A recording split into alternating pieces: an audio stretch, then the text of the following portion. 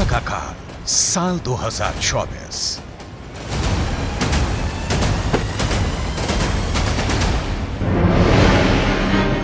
Gaza युद्ध को लगभग 3 महीने होने जा रहे हैं, लेकिन अभी तक इजरायल की आईडीएफ गाजा से हमास लड़ाकों का सफाया नहीं कर पाई है।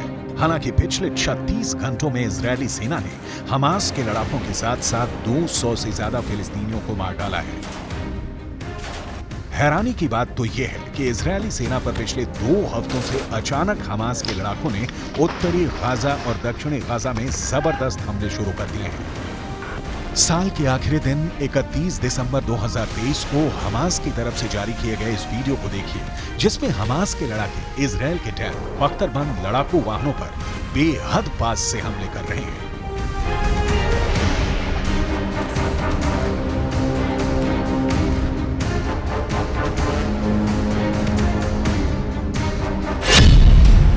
हेलमेट पहन रहे हैं टैंकों का कब्रिस्तान गाजा।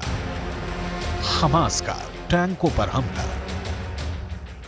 31 दिसंबर 2023 को हमास की तरफ से जारी इस वीडियो को देखें, जिसमें हमास लड़ाके बेहद करीब से इजरायली टैंक के ऊपरी हिस्से पर सीधा हमला कर रहे हैं। हमास का दावा है कि यह हमला इजरायली टैंकों पर दक्षिणी गाजा के खान यूनुस में किया गया है। हमास का दावा है कि यह हमला 30 दिसंबर 2023 को इजरायली टैंकों पर हुआ है।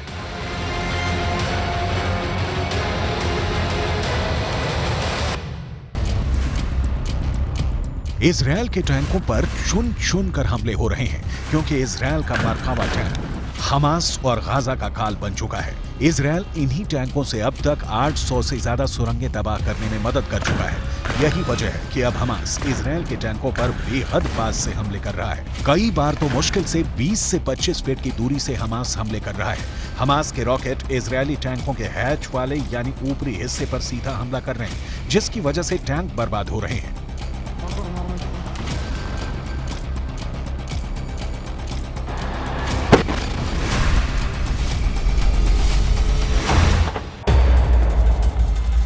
अब हमास की तरफ से जारी ये वीडियो देखिए, जिसमें हमास के लड़ाके गाजा में कब्रिस्तान बन चुके इमारतों के पीछे से इजरायली सेना पर हमला कर रहे हैं। दावा किया जा रहा है कि इस हमले में कई इजरायली सैनिकों की भी मौत हुई है।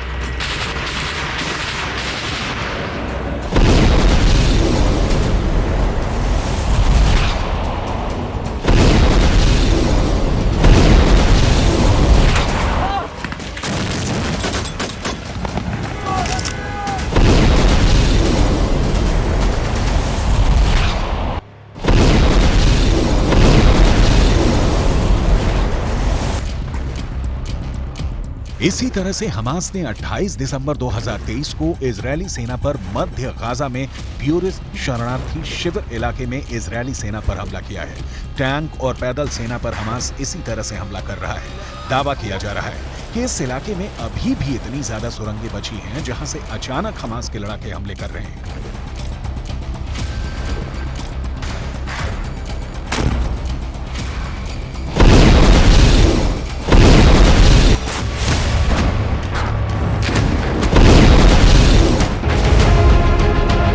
इसी तरह से हमास के लड़ाकों ने 27 दिसंबर 2023 को एक ही हमले में 12 से ज्यादा इजरायली सैनिकों को मारने का दावा किया है। हमास का ये वीडियो किस जगह का है ये तो नहीं पता, लेकिन वीडियो में इजरायली सेना पर हमास के लड़ाकों के हमले साफ देखे जा सकते हैं। यही वजह है कि इजरायली सेना के मरकावा टैंक के ऊपर शील्ड लगाई जा रही है, ताकि टैंकों को तबाह होने से बचाया जा सके। इजरायल की मौत बना हमास का सुरंग युद्ध।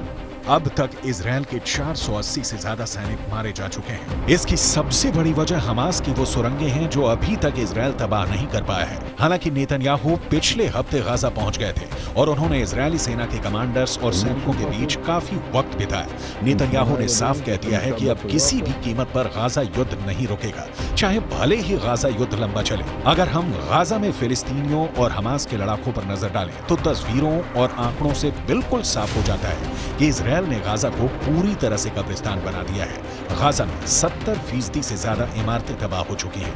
19 लाख फिलिस्तीनी शरणार्थी बन चुके हैं भूखे, प्यास, बीमारी और बमों के हमलों ने गाजा में फिलिस्तीनियों को साक्षात नरक में पहुंचा दिया है। जरा ये आंकड़े देखिए।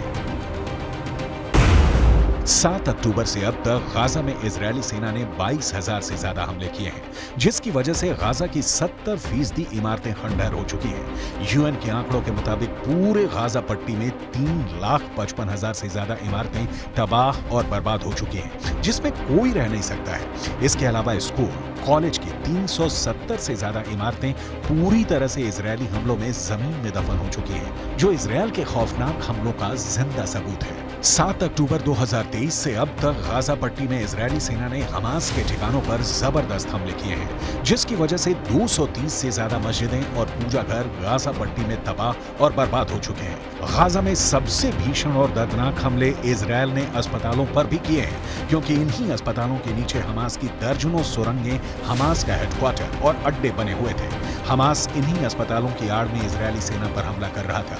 इजरायल ने ऐसे 36 में से 26 अस्पतालों को जबरदस्त बमबारी में तबाह कर डाला है। गाजा में रोटी के लिए लोग तरस रहे हैं। 20 से 23 लाख लोगों को रोटी नहीं मिल पा रही है, क्योंकि इजरायली सेना ने 11 बड़ी बेकरी तबाह कर डाली है। पूरे गाजा में 17 लाख से ज्यादा फिलिस्तीनी शरणार्थी बन चुके हैं। हालात ये है कि उत्तरी गाजा की 90% जनता भाग गई है। अब तक के आंकड़ों के मुताबिक 21,822 से ज्यादा फिलिस्तीनी मारे जा चुके हैं, जो साबित करता है कि हमास को इजरायल पर हमले की भारी कीमत चुकानी पड़ रही है। हैरानी की बात तो यह है कि इजरायल के हमलों में मारे गए कुल फिलिस्तीनियों में से 47% मरने वाले बच्चे ही हैं।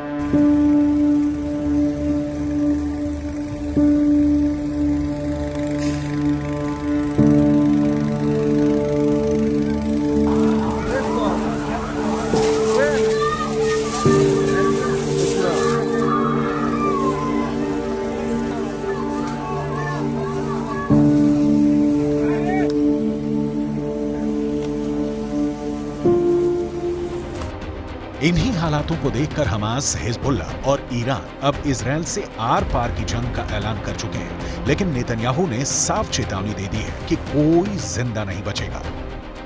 לוחמים על הקרקע, לפעמים גם מתחת לקרקע, ויש לנו עיניים בשמיים. אנחנו אומרים למחבלי החמאס, אנחנו רואים אתכם ואנחנו נגיע אליכם. אנחנו ממשיכים במלחמה, מעמיקים את הלחימה בדרום הרצועה ובמקומות אחרים. אנחנו נלחמים עד הסוף, ובעזרת הטכנולוגיה המתקדמת ביותר. उत्तरी गाजा पर इजरायली वायुसेना के लड़ाकू विमानों ने हजारों बम गिराना शुरू कर दिया। इजरायल की कॉर्पोरेट बॉम्बिंग ने देखते ही देखते उत्तरी गाजा में इमारतों को जमीन में दफन कर दिया। यहां तक कि उत्तरी गाजा में इजरायली सेना ने मरकावा टैंक से हमले शुरू कर दिए। इजरायली डिफेंस फोर्स की रीढ़ मरकावा टैंक पर हमास के लड़ाकों ने भी जबरदस्त पलटवार किया और कई दर्जन टैंक लगभग 90 दिन की जंग में तबाह कर दिए। हमास के लड़ाकों ने सुरंगों से निकलकर उत्तरी गाजा में हमले किए। इजरायल ने लगभग 90 दिन की जंग में हमास के टॉप कमांडर्स को चुन चुन कर मारा है। अब तक 100 के करीब हमास के कमांडर मारे जा चुके हैं। लेकिन जिस तरह से हमास गाजा में पलटवार कर रहा है, उससे साफ हो चुका है कि साल 2024 गाजा के लिए बहुत विनाशक साबित होने जा रहा है।